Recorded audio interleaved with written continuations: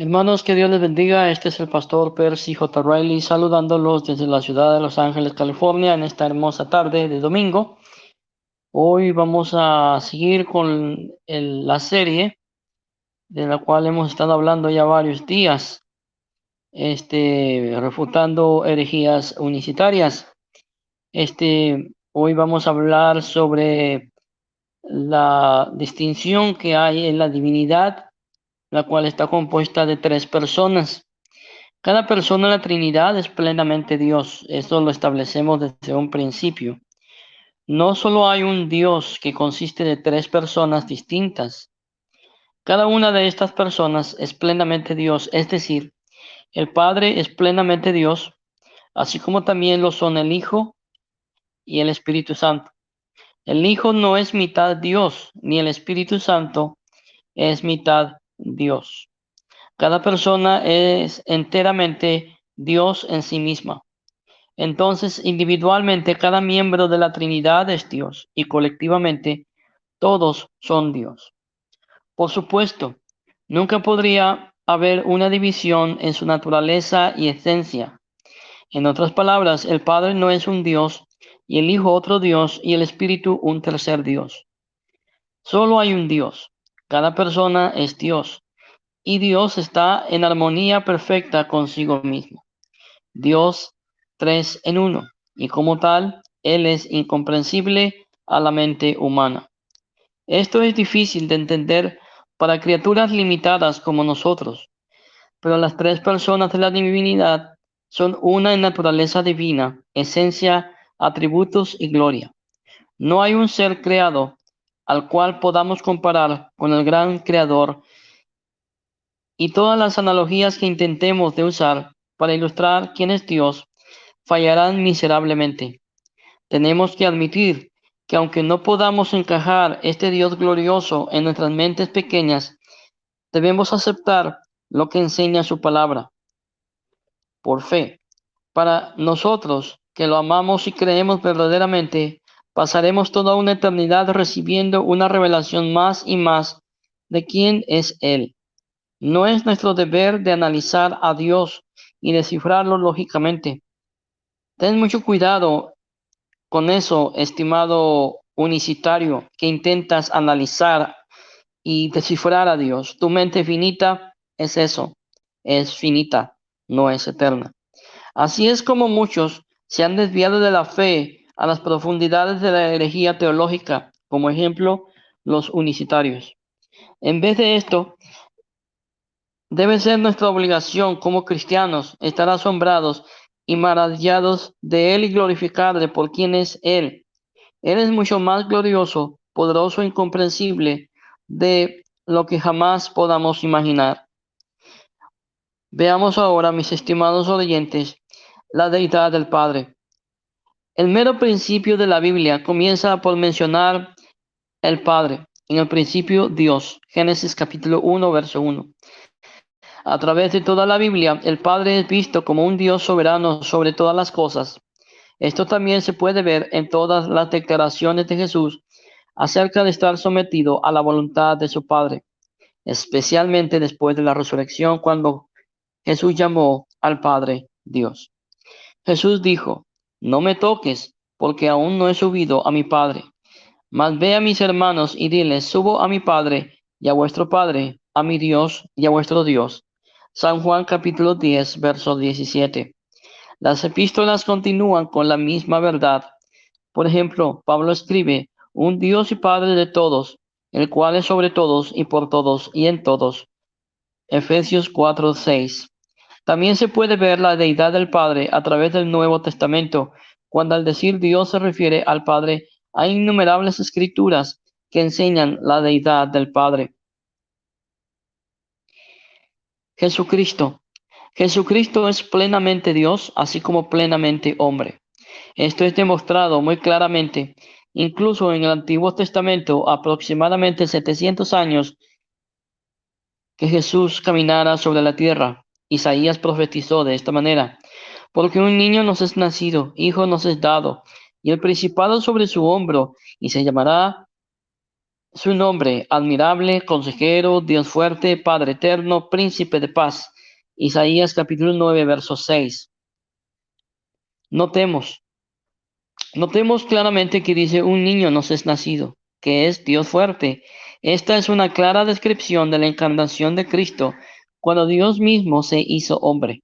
Él era plenamente Dios y plenamente hombre, como ya lo dije anteriormente. Aunque se hizo hombre, él no dejó su deidad. Él es igual en deidad al Padre y es uno con el Padre. San Juan capítulo 10, verso 30.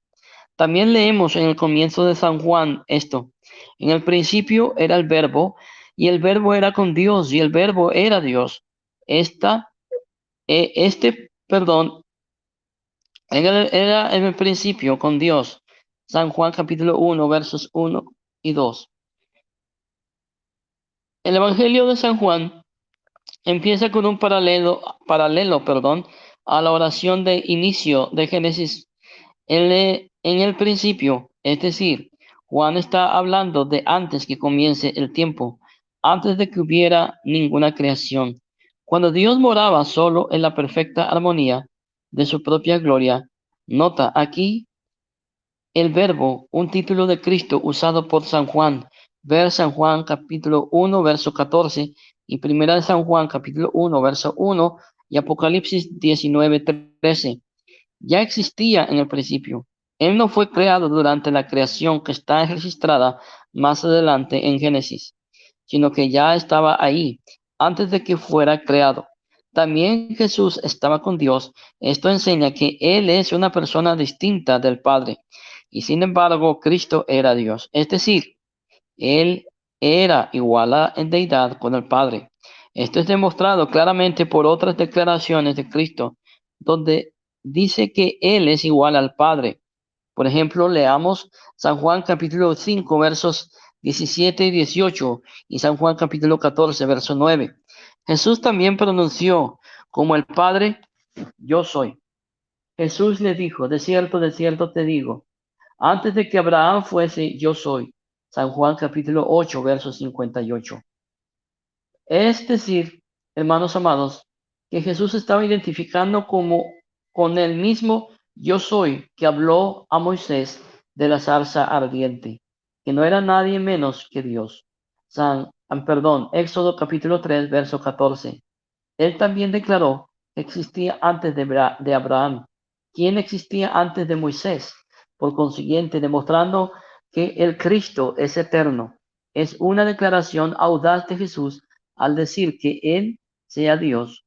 Los judíos incrédulos no tenían problema entendiendo lo que quería decir, porque el siguiente versículo, San Juan 8:59, registra que tomaron piedras para apedrearlo por blasfemar. Hay muchas otras escrituras que poderosamente demuestran la deidad de Cristo, donde es llamado Dios o Yahweh. Leamos Salmos 45, versos 6 y 7, Isaías 7:14, Jeremías 23, 5 al 6, y Jeremías 33, 15 al 16, y San Juan capítulo 20, versos 28 y 29, Hechos 20, 28, Romanos 9, 5 al 1, Primera de Timoteo 3, 16, Tito 2, 13, Hebreos 1, 8, capítulo 3, versos 3 y 4, y Primera de Juan capítulo 5, verso 20.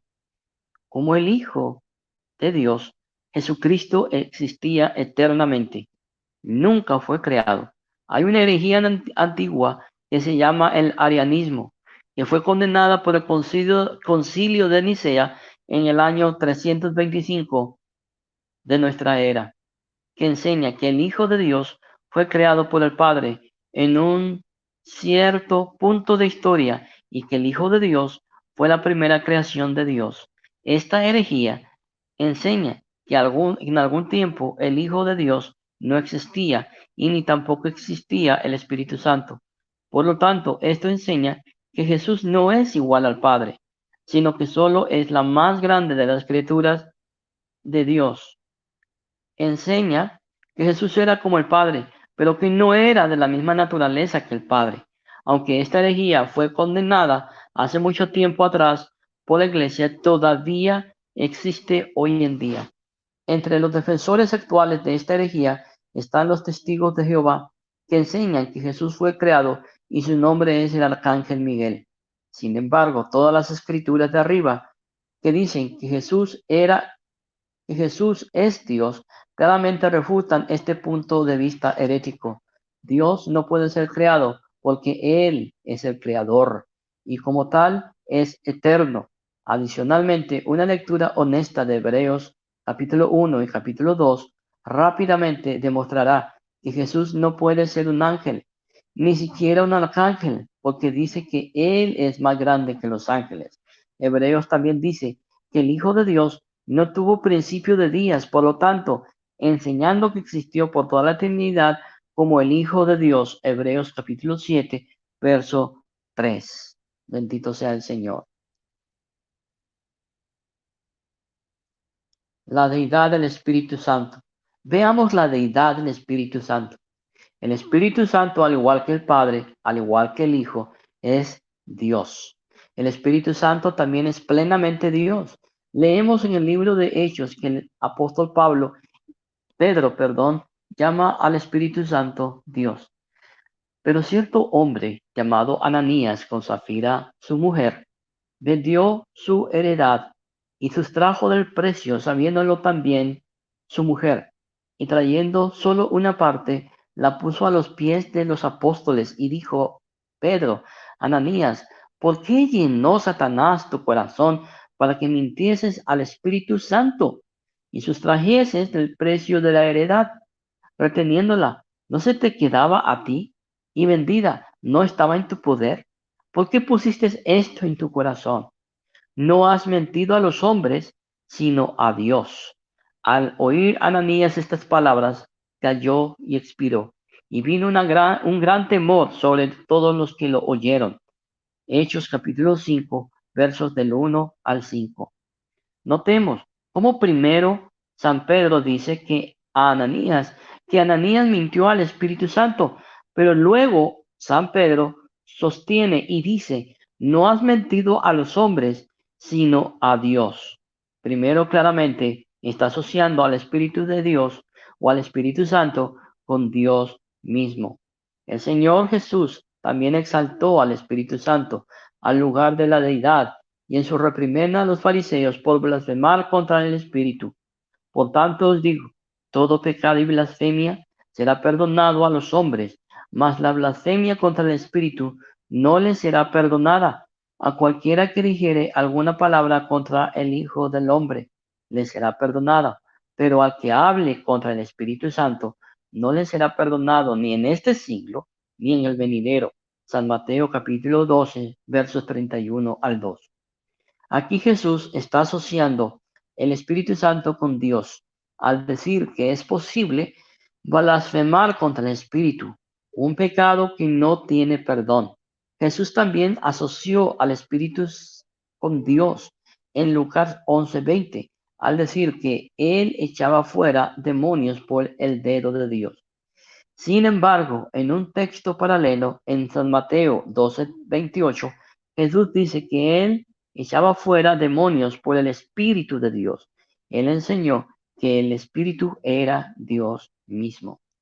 El apóstol San Pablo también llama al Espíritu Santo Señor, y hasta el día de hoy, cuando se lee a Moisés, el velo está puesto sobre el corazón de ellos, pero cuando se convierten o se conviertan al Señor, el velo se les quitará, porque el Señor es el Espíritu, y donde está el Espíritu del Señor, allí hay libertad. Segunda de Corintios 3, 15 al 17.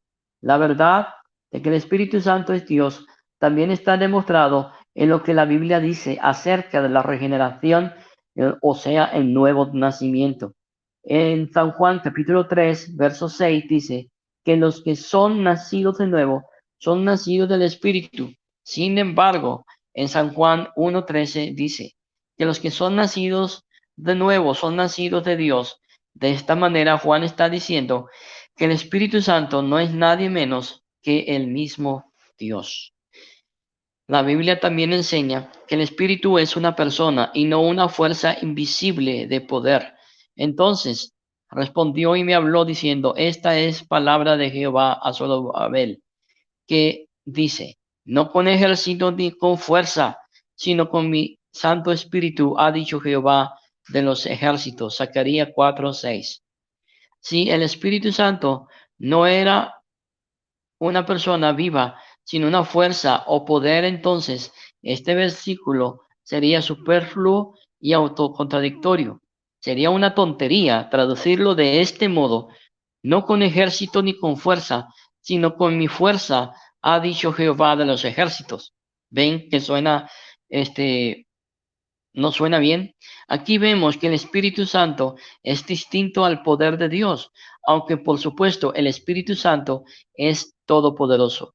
Esto también se pone a prueba en 2 Corintios, donde el Espíritu es llamado Señor. Obviamente, una fuerza impersonal no puede ser el Señor. La Biblia también usa el pronombre masculino él, griego ekeinos, para referirse al Espíritu Santo. San Juan 14:26, San Juan 15:26, San Juan 16:13 al 14. El Espíritu Santo claramente es una persona distinta. Él tiene todos los atributos de una persona distinta, incluyendo el hablar con su propia voz, Hechos 8:29, prohibiendo ciertas acciones, Hechos 16:6 al 7, dando testimonio a los hijos de Dios, Romanos 8:16, intercediendo para otros, Romanos capítulo 8, versos 26 y 27, buscando y conociendo los pensamientos profundos de Dios.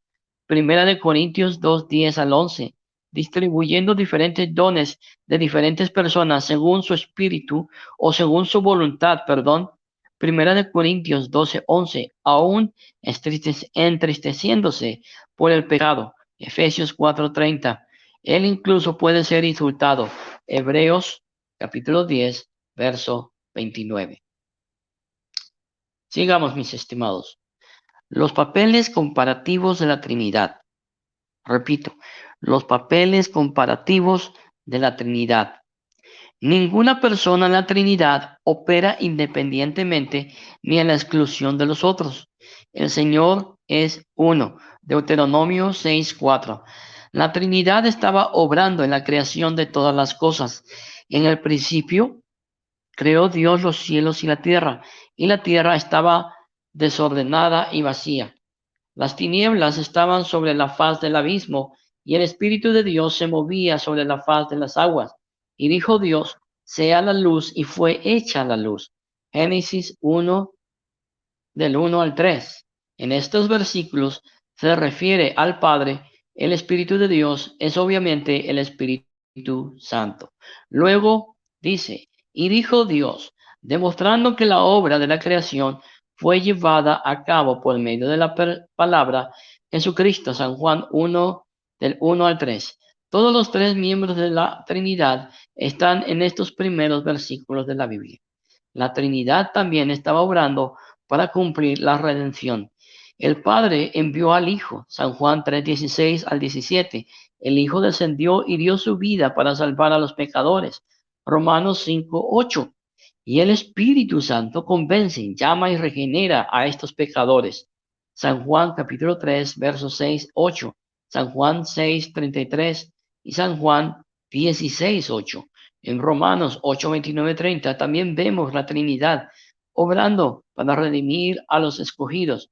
El Padre es aquel que los conoció de antemano y los predestinó para ser conformados a la imagen de Cristo. Y el Espíritu es aquel que los llama con un llamado eficaz. Y el Hijo es aquel que derramó su sangre y resucitó para que puedan ser justificados y glorificados. Veamos ahora el tema, la distinción de papeles. Aunque la Trinidad siempre obra junto con sí en perfecta unidad y armonía en cualquier cosa que Él desea cumplir, y aunque ningún miembro jamás actúa independientemente de los otros, y aunque Dios es un ser, es decir, uno en esencia, naturaleza y gloria, no son tres dioses, sino un solo Dios. La Biblia también enseña que hay una distinción de papeles en las personas de la Trinidad. Cada miembro no tiene la misma función que los otros. En este punto debemos recordar que el Padre, Hijo y Espíritu Santo no son iguales en deidad, atributos y gloria, y que la diferencia en orden de funciones de ninguna manera, perdón, quita la naturaleza esencial de ningún miembro de la divinidad. En otras palabras, el hecho de que el Hijo tiene una diferente función o papel que el Padre en la manera en que se relaciona con el Padre y con el Padre en la manera que se relaciona con el Padre y en la creación, no significa que el Hijo es menor que el Padre en su divina esencia. Lo mismo se aplica al Espíritu Santo, que no es de ninguna manera menor en esencia divina al Padre y al Hijo. Lo que la Biblia, hermanos amados, nos enseña acerca de los diferentes papeles de las personas de la Trinidad con relación a sí mismas o a sus papeles de las personas de la Trinidad con relación a sí mismas y a la creación en ninguna forma disminuye su naturaleza esencial. Lo que hace es mostrarnos que en una perfecta unidad, cada persona de la divinidad tiene una función única, que es diferente, pero que sin embargo está muy relacionada a la función de las obras. Ya hemos demostrado cómo la Trinidad estaba involucrada en la obra de la redención con una perfecta unidad para llevar, estimados amados, a cabo el plan de Dios en la salvación de los hombres. Pero aunque las tres personas de Dios obraban juntas como Dios, como un solo ser, en la obra de la redención, cada uno también tenía una función específica al salvar a los pecadores. Vemos a esto ilustrado no solo los versículos de arriba, bajo el título Los papeles compartidos de la Trinidad, sino también en muchos otros lugares en las Escrituras. Por ejemplo, en Hebreos dice, cuanto más la sangre de Cristo, el cual, mediante el Espíritu Eterno, es decir, el Espíritu Santo, se ofreció a sí mismo, sin mancha a Dios, limpiará vuestras conciencias de obras muertas para que sirváis al Dios vivo. Hebreos 9:14. En este versículo vemos la actividad de todas las tres personas de la Trinidad en la redención. Primero menciona la sangre de Cristo que fue derramada para hacer expiación por todos los pecadores. Segundo, declara que Cristo se ofreció a sí mismo como el perfecto sacrificio a través del Espíritu Santo, llamando al Espíritu Santo eterno y por lo tanto declarando que no tuvo principio ni final, pero es Dios mismo. Y tercero, dice que Cristo se ofreció a sí mismo al el Padre cuando murió en la cruz. Entonces, déjeme repetir esto, diciendo que Cristo se ofreció a sí mismo a Dios el Padre cuando murió en la cruz. Entonces vemos que cada persona en la Trinidad tenía un diferente papel en la cruz. El Hijo derramaría su sangre como una ofrenda propiciatoria. El Espíritu Santo le fortalecería para cumplir esta obra. Y el Padre recibiría el sacrificio sin mancha, como con divino complacer. En cuanto a la redención, cada persona en la Trinidad tenía una función específica que realizar.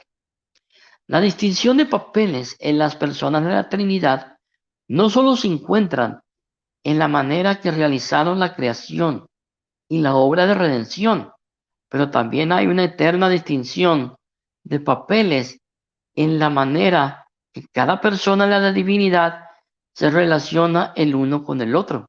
En Primera de Corintios, el apóstol San Pablo explica que Cristo tiene que reinar hasta que haya puesto a todos sus enemigos bajo sus pies. Él dice, y el postrer enemigo que será destruido es la muerte. Primera de Corintios 15:26. Pero después de que Cristo haya puesto todo bajo sus pies y haya cumplido el propósito eterno de Dios en la salvación de los escogidos, se someterá al Padre por toda la eternidad. Pero luego que todas las cosas le estén sujetas, entonces también el Hijo mismo se sujetará al que le sujetó. A él todas las cosas, para que todos o para que Dios sea todo en todos. Primera de Corintios 15:28. Así que el Hijo se somete al Padre. Y el papel del Hijo, mis estimados oyentes, es obedecer y honrar al Padre. Lo repito de nuevo. Así que el papel del Hijo, hermanos amados, es someterse en obediencia y honrar al Padre. San Juan capítulo 5, versos 30, capítulo 8, perdón, verso 49. Y el Espíritu no se glorifica a sí mismo, sino que glorifica al Hijo. San Juan 15:26, San Juan 16:14. Sin embargo, perdón, aunque el Hijo glorificó al Padre y le obedece y honra, la Biblia dice también que el Hijo recibe gloria del Padre. También San Juan 8:58, capítulo 13, versos 32, capítulo 17, verso 15. El Padre y el Hijo se glorifica el uno al otro. San Juan capítulo 17, verso 1. Esto también nos muestra que aunque sus papeles sean diferentes, el Padre y el Hijo son iguales en gloria, esencia y deidad. Después de todo, el Hijo recibe gloria del Padre y sin embargo sabemos por las Escrituras que Dios no comparte su gloria con ningún hombre ni otro Dios. Isaías 42:8. Por lo tanto, sabemos que el Hijo es plenamente Dios, así como el Padre es Dios. Y de esta manera, y por esa razón, pueden compartir la misma gloria, porque son lo mismo. Gloria a Dios. Tenemos que tener cuidado cuando distingamos los papeles de las personas de la Trinidad, que de ninguna manera disminuyamos o quitemos algo de la naturaleza esencial de algunos de ellos, en ser Dios. Jesús dijo, el Padre es mayor que yo. San Juan capítulo 14, verso 38. Pero también dijo, yo y el Padre, uno somos. San Juan 10:38. Demostrando que en cuanto a sus papeles, el Padre es mayor solo en el sentido de que es el originador y divino orquestador de todas las cosas. Son diferentes en función, pero en cuanto a su deidad, son iguales. Y el mismo Dios, son el mismo en esencia. Ahora, veamos, estimados hermanos, nuestros límites al entender la Trinidad. Ya hemos establecido que cada persona de la Trinidad, hermanos amados, son iguales y eternos. Ay, perdón. Son iguales y son eternos, compartiendo la misma gloria y son dignos de nuestra adoración. Cada persona de la Trinidad tiene todos los atributos de Dios, ya que cada persona es plenamente Dios en sí misma. Sin embargo, al mismo tiempo, Dios no es tres, sino uno. Él es uno en ser y esencia divina. Solo hay un Dios. Muchas analogías han sido usadas a través de la historia del cristianismo para tratar de ilustrar la Trinidad. Sin embargo, todas estas analogías fallan con respecto a esto. Simplemente no hay nada creado que se pueda comparar con la naturaleza y gloria del Creador. Los salmos registran que Dios puso tinieblas por su escondedero. Salmos capítulo 18, verso 11. Es decir, Hay muchos, hay mucho de Dios que es un misterio para nosotros, como criaturas mortales. Él está muy lejos, por encima de nuestro pensamiento, y es infinitamente más poderoso y glorioso de lo que jamás podremos imaginar. Como mencionamos antes de nuestra respuesta a la doctrina de la Trinidad, no debe ser meramente intelectual y ciertamente no debemos tratar de entrometernos en los detalles acerca de Dios que Él no nos ha revelado muy claramente. Si pudiéramos comprenderlo, eso restaría valor de su infinito poder y gloria. En vez de esto, la verdad de esta doctrina debe producir en nosotros un profundo temor y reverencia para Él, y debe hacer que nos caigamos sobre nuestros rostros y lo adoremos.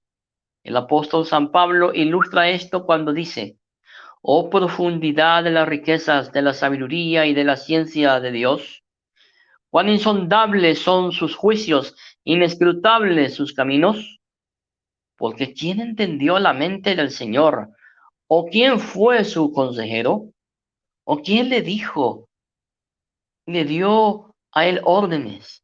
¿O quién le dio a él primero para que le fuese recompensado? Porque de él y por él y para él son todas las cosas. A él sea la gloria por los siglos de los siglos. Amén. Romanos capítulo 11, versos 33 al 36. Dios ha vestido a muchas verdades enseñadas en las sagradas escrituras con un seguro o con un sentido de misterio divino. Por ejemplo, Dios elige a ciertos hombres a ser salvos y sin embargo, todos los hombres son responsables por sus propias decisiones y pecados. Es plenamente Dios. Jesucristo es plenamente Dios, pero también plenamente hombre. No es mitad Dios y mitad hombre. Jesús fue desamparado por el Padre en ninguna manera en la cruz y sin embargo nunca puede haber ninguna división o falta de armonía entre las personas de la Trinidad. Vuelvo a repetir lo que dije. Jesús es plenamente Dios, pero también plenamente hombre. No es mitad hombre y mitad Dios. Es verdad que Jesús exclamó que el Padre lo había desamparado en la cruz, pero sin embargo nunca puede haber ninguna división o falta de armonía entre las personas de la Trinidad. Somos justificados solamente por la fe, pero la fe que justifica nunca se encuentra sola, siempre produce obras. La salvación es solamente por gracia y sin embargo Jesús nos dice que debemos dejar todo para seguirlo. Dios preservará a sus santos verdaderos hasta el final, pero somos advertidos a no apartarnos de la fe. La lista puede seguir y seguir, mientras que podemos entender estos temas complejos de una manera lógica y razonable que satisface la inteligencia que Dios nos ha dado. Y la palabra de Dios,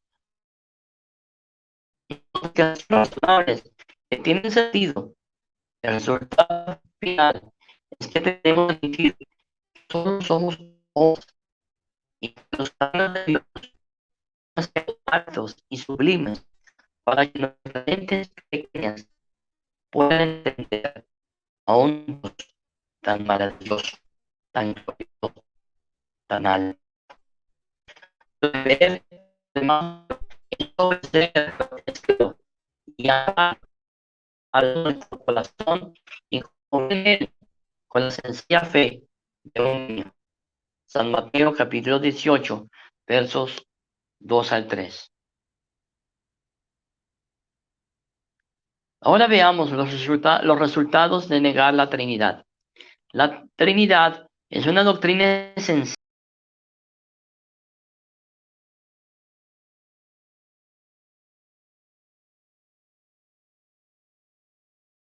de Jehová tampoco son cristianos y tampoco son evangélicos, al igual también que los mesiánicos. No son cristianos porque niegan la Trinidad, niegan a Jesús como Hijo de Dios y nada más lo tratan como un simple hombre. También aquellos ebionitas,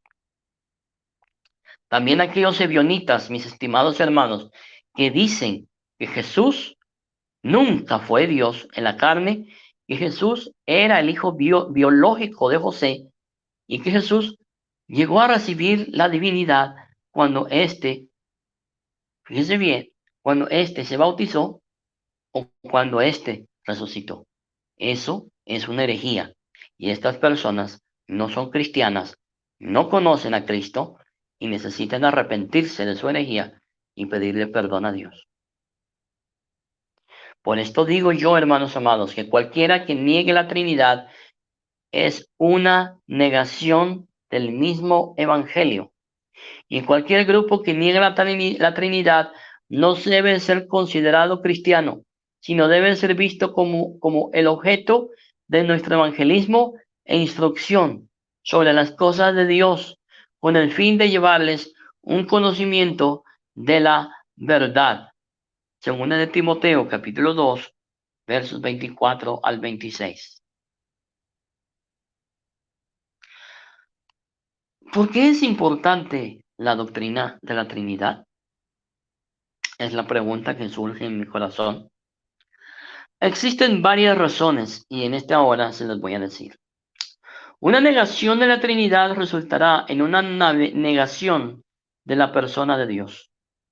Y si uno no puede entender la naturaleza esencial de Dios mismo, ¿cómo podrá entender toda la verdad con relación a Dios? La verdad del cristianismo se basa en la verdad de quién es Dios. Con un entendimiento totalmente equivocado de Dios, no puede haber un correcto entendimiento de toda la verdad relacionada con el ser de Dios. También, si alguno no adora al Hijo, mis estimados hermanos, honra al Hijo y glorifica al Hijo de la misma manera que adora y honra y glorifica al Padre, entonces están robando al Hijo de su gloria. Espero me hayan entendido. Voy a repetirlo porque soy buena gente. Con un entendimiento, dije, totalmente equivocado de Dios, no puede haber un correcto entendimiento de toda la de verdad relacionada con el ser de Dios. También, si alguno no adora al Hijo, honra al Hijo y glorifica al Hijo de la misma manera que adora, honra y glorifica al Padre, entonces están robando al Hijo de su gloria y esencia, y no han captado el propósito de Dios a través de la historia de la redención, que los hombres amen, adoren y sirvan al Hijo, junto con el Padre. Daniel capítulo 7 versos 13 y 14, San Juan 5 23 y Filipenses 2 11, Colosenses 1 al 18. Cualquiera que falle en reconocer la Trinidad ni adore al Hijo, no tiene lugar en el cielo, donde el Hijo es adorado para siempre. Hebreos capítulo 1, verso 6. Apocalipsis 5, 11 al 12. Apocalipsis 7, 10 al 12. Una negación de la Trinidad es una negación del único Dios verdadero. Una negación de la Trinidad resultará en una negación de lo que fue cumplido en la cruz del Calvario para salvar a los pecadores. La Biblia enseña que todos los hombres son pecadores, Romanos 3:23, y que por lo tanto todos por naturaleza merecemos la ira de Dios, Efesios 2:3. Sin embargo, Cristo murió en la cruz como el sustituto divino del pecador. Él llevó nuestros pecados, segunda de Corintios 5:21, nuestra maldición, Gálatas 3:13, y llevó sobre sí mismo la ira de Dios por nuestros pecados, mientras que fue aplastado por el Padre en nuestro lugar. Isaías 53:10. Si no hay una distinción entre el Padre y el Hijo, ambos son la misma persona. Entonces, surge la pregunta, entonces, ¿cómo hizo el Padre que Cristo sea pecado por nosotros? Y si ambos son la misma persona, ¿cómo fue quebrantado por el Padre por nuestros pecados?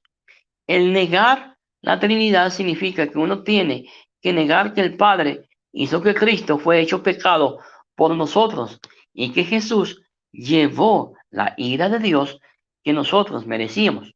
Esto significa que el negar la Trinidad es negar la naturaleza sustitutoria de la expiación sin la cual no hay un evangelio. Aquí quedan refutados los unicitarios nuevamente. Una negación de la deidad de Dios y por lo tanto una negación de la Trinidad también resultará en una negación del Evangelio mismo.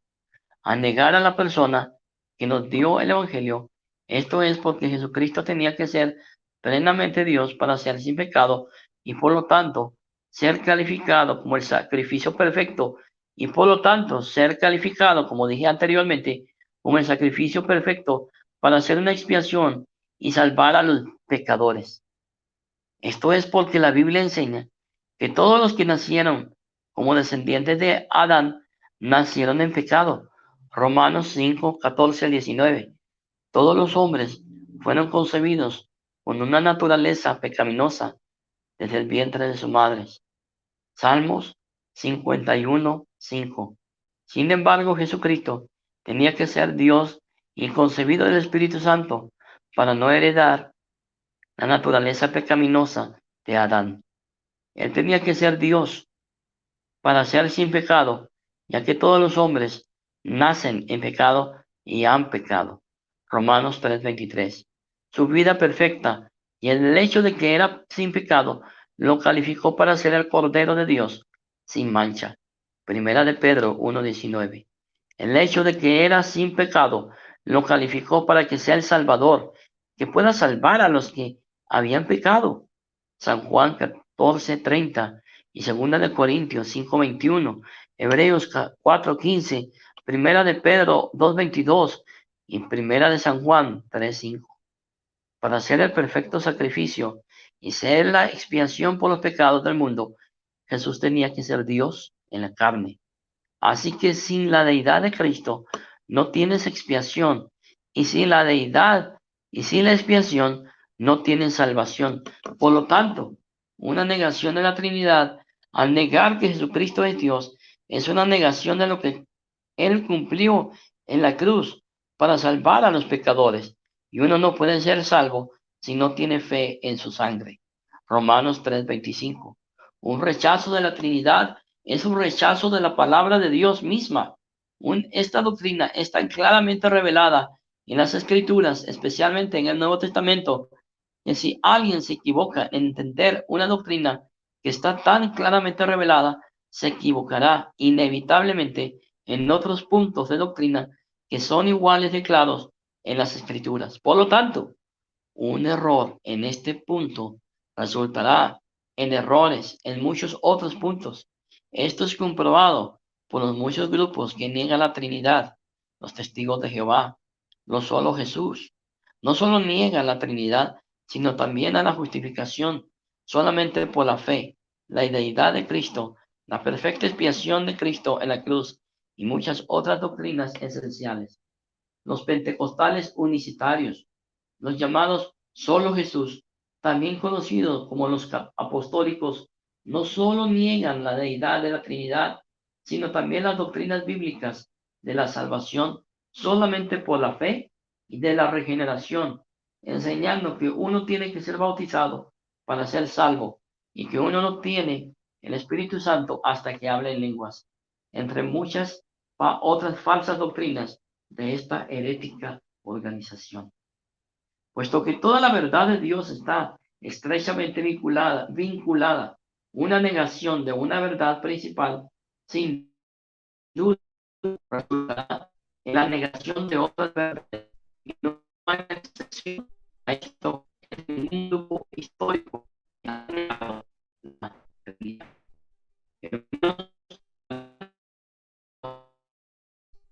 Diga Percy J. Riley, de la ciudad de Los Ángeles, California.